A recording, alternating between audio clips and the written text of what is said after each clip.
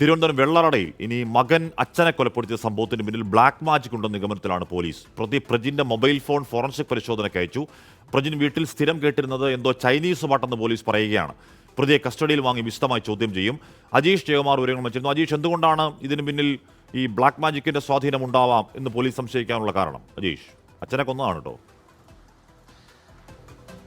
കാശ്മീർ കഴിഞ്ഞ ദിവസമാണ് ഈ പ്രജിന്റെ മുറിക്കകത്തുള്ള ദൃശ്യങ്ങളൊക്കെ പുറത്തു വന്നത്. മാത്രമല്ല, പ്രജിന്റെ അമ്മയുടെ പ്രതികരണം കഴിഞ്ഞ ദിവസമാണ് വന്നത്. മകന് ഈ ബ്ലാക്ക് മാജിക് ഉണ്ടോ എന്ന് സംശയമുണ്ടെന്നായിരുന്നു അമ്മയുടെ പ്രതികരണം. മാത്രമല്ല, അച്ഛനെ കൊന്ന മകൻ തന്നെയും തന്റെ മകളെയും കൊലപ്പെടുത്തുമെന്നുള്ളൊരു ഭയവും തനിക്കുണ്ടെന്നും അമ്മ പറയുന്നുണ്ടായിരുന്നു. മാത്രമല്ല, ഈ മുറിക്കകത്ത് നിന്ന് പല സംശയാസ്പദമായിട്ടുള്ള പല കാര്യങ്ങളും കണ്ടെത്തിയിട്ടുണ്ടായിരുന്നു. അതിൽ ഈ പ്രജിൻ സിഗരറ്റ് വലിക്കില്ലായിരുന്നു. പക്ഷേ മുറിക്കുള്ളിൽ നിന്ന് 1000-ലധികം സിഗരറ്റ് പാക്കറ്റുകളാണ് കണ്ടെത്തിയിട്ടുള്ളത്. മാത്രമല്ല, മുടി മുറിച്ച് ഒരു ബാർബർ ഷോപ്പിൽ എന്ന പോലെ മുടി മുറിച്ച് ഒരു മൂലയ്ക്ക് കൂട്ടിയിട്ടിരിക്കുന്നുണ്ടായിരുന്നു. ഈ വവ്വാലിന്റെ ചിത്രമുള്ള ആയുധങ്ങൾ, മറ്റ് സാധനങ്ങളൊക്കെ തന്നെ ഈ മുറിക്കകത്ത് നിന്ന് കണ്ടെത്തിയിരുന്നു.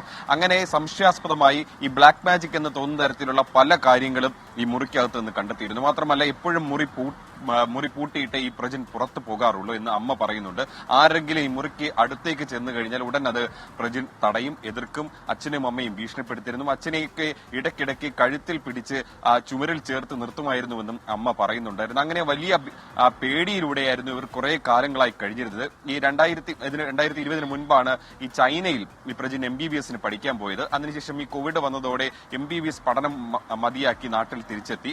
അപ്പോഴും ചെറിയ പ്രശ്നങ്ങളൊക്കെ പ്രജിൻ ഉണ്ടായിരുന്നു. പിന്നീട് ഈ സിനിമ അഭിനയം പഠിക്കാനായി കൊച്ചിയിലേക്ക് പോയി. 3 മാസം കൊച്ചിയിൽ സിനിമ അഭിനയം പഠനത്തിന് ശേഷം തിരിച്ചു വന്നതിന് ശേഷമാണ് പ്രജിന്റെ പ്രശ്നങ്ങൾ ഗുരുതരമായതെന്നാണ് വീട്ടുകാർ പറയുന്നത്. എന്തായാലും പ്രജിന്റെ മൊബൈൽ ഫോൺ വിശദമായി പരിശോധിച്ചാൽ മാത്രമേ പോലീസിന് ഇത് ബ്ലാക്ക് മാജിക് ഉണ്ടോ എന്നുള്ളതിന്റെ ഉറപ്പ് വരുത്താൻ സാധിക്കുകയുള്ളൂ. പക്ഷേ ഈ 5-ാം തീയതി കൊലപാതകം നടത്തിയതിനു ശേഷം, അച്ഛനെ കഴുത്തുറത്ത് കൊലപ്പെടുത്തിയതിനു ശേഷം പ്രതി നേരെ പോലീസ് സ്റ്റേഷനിൽ ചെന്ന് കീഴടങ്ങുകയായിരുന്നു ചെയ്തത്. ആ സമയത്ത് ഈ മൊബൈൽ ഫോൺ ഫോർമാറ്റ് ചെയ്തിട്ടുണ്ടായിരുന്നു. അതുകൊണ്ട് ഈ മൊബൈൽ ഫോണിലുള്ള വിവരങ്ങൾ വീണ്ടെടുക്കണമെങ്കിൽ ഫോറൻസിക് പരിശോധന നടത്തണം. അതെല്ലാം വീണ്ടെടുക്കണം. സൈബർ സെൽ എക്സ്പെർട്ടിന്റെ സഹായത്തോടെ അതിനകത്ത് ഡേറ്റകളെല്ലാം വീണ്ടെടുക്കണം. അങ്ങനെ ഡേറ്റകളെല്ലാം വീണ്ടെടുത്ത് ഇപ്പോൾ ആരോടൊക്കെയാണ്, ഏതൊക്കെ സൈറ്റുകളിലാണ് ഇയാൾ തിരഞ്ഞത്, ഏതൊക്കെ വെബ്സൈറ്റുകളാണ് ഇയാൾ കൂടുതൽ സമയം ചെലവഴിച്ചത്, എന്തൊക്കെയാണ് ഇയാൾ വെബ്സൈറ്റിൽ സെർച്ച് ചെയ്ത് അടക്കമുള്ള വിവരങ്ങൾ കിട്ടുകയുള്ളൂ. പുറത്തു നിന്ന് ആരുടെയെങ്കിലും സമ്മർദ്ദം അല്ലെങ്കിൽ പ്രേരണ ഇക്കാര്യത്തിൽ ബ്ലാക്ക് മാജിക് നടത്തുന്നതിൽ ഉണ്ടോ എന്നടക്കമുള്ള കാര്യങ്ങൾ വിശദമായി ചോദിച്ചറിയുന്നുണ്ട്. എന്തായാലും നിലവിൽ ഇപ്പോൾ പ്രതി ജുഡീഷ്യൽ കസ്റ്റഡിയിലാണുള്ളത്. ഇയാളെ ഉടനടി കസ്റ്റഡിയിൽ വാങ്ങും. കസ്റ്റഡിയിൽ വാങ്ങിയ ശേഷം ഈ മൊബൈൽ ഫോണിന്റെ വിവരങ്ങൾ കൂടി വെച്ചുകൊണ്ടായിരിക്കും വിശദമായി ചോദ്യം ചെയ്യുക. വെള്ളറടയിൽ മകൻ അച്ഛനെ കൊലപ്പെടുത്തിയ സംഭവത്തിന് പിന്നിൽ ബ്ലാക്ക് മാജിക്കിന്റെ സ്വാധീനം ഉണ്ടോ എന്ന് പറഞ്ഞാൽ, ഈ പറയുന്ന നമുക്ക് ബ്ലാക്ക് മാജിക് എന്താണെന്ന് പറഞ്ഞാൽ അറിയില്ല, എവിടുന്നൊക്കെയോ പഠിച്ചെടുത്ത അല്ലെങ്കിൽ തലയിലേക്ക് കയറിയ ഏതോ ദുഷ്ടചിന്തയുടെ സ്വാധീനമുണ്ടോ എന്നതാണ് പോലീസ് സംശയിക്കുന്നത്. ചൈനയിൽ പോയി എന്തൊക്കെയോ പഠിച്ചു, റൂമിന്റെ മൂലയിൽ മുടി വെട്ടി കൂട്ടിയിട്ടു, സിഗരറ്റ് കവറിന് എന്തൊക്കെയോ ശേഖരിച്ചു.